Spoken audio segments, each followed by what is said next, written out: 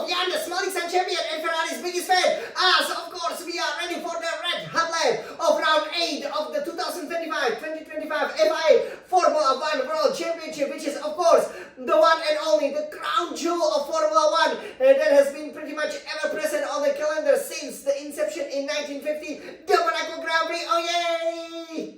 And obviously over here we will take you on a super red hot lap, the fastest lap that we have done in a weekend, and it will be a very well executed lap. You know, there will be some kisses of the wall. Obviously this is the greatest challenge that any Formula 1 driver will go through, as we basically catapult back in time, you know, going to these very tiny streets that make up this wonderful shortest track on the Formula 1 calendar. And of course we will do it driving this beautiful SF1000 T818 Formula 1 racing simulator. We will show it to you with the exceptional graphics of this Scarlet, red Scuderia, red Retina Ferrari iMac, and obviously the fastest lap time, you know, it was a big surprise, because almost for the first time this season, normally it's obviously happening at the end of the Q3, right? Sometimes, for example, it would happen maybe, you know, in the Q2, possibly Q1 or sprint qualifying, right? But here, you know, in the free practice 3, we've put in a time that was only 0.2 seconds slower than the fastest time that we have done with the final round, really, in qualifying 3, where, you know, we went from 10 to the 8th place, you know, where 10 to the 2nd place, you know, where we've almost gotten our second Monaco pole position, because obviously last season, you know, we have planted it on a pole position, but it's ever so close over here, you know. Definitely, you know, there's no advantage for our Scarlet Scuderia Ferrari, and, you know, I have to say that I was pretty satisfied with this lap, but it was an amazing lap, because, you know, at the beginning it didn't start that fast, right? So, you know, we will go to the end of the Q3, you know, as I always say, attack the Sunday Mote.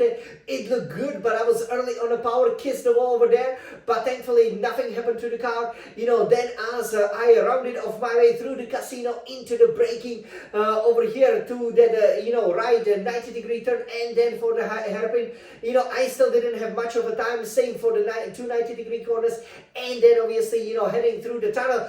But it was in that chicane, obviously the Nouvelle Chicane, you know, where I've, you know, managed to have gotten half a second, you know, and then obviously, you know, going, you know, through the blind, you know, corner, and the tobacco corner, you know, I was gaining more time, and around the swimming pool, because we love swimming, you know, we then recovered, you know, almost all of the lost time, you know, with 1 second we were challenging for pole position, but Larascas, you know, we were a bit late on the brakes, you know, bit of a look up there, but overall, a wonderful time, you know, it flew by, you know, and I just catapulted myself almost again to the top of the standings. But most importantly, you know, I managed to almost to dip below 71 seconds, you know, to go around Monaco in just 70 seconds is absolutely amazing, and you will see it very soon. I hope you will really enjoy this super brilliant, you know, red hot lap, which I believe, you know, is almost a second faster than what we did obviously last year for that happy birthday, happy wedding anniversary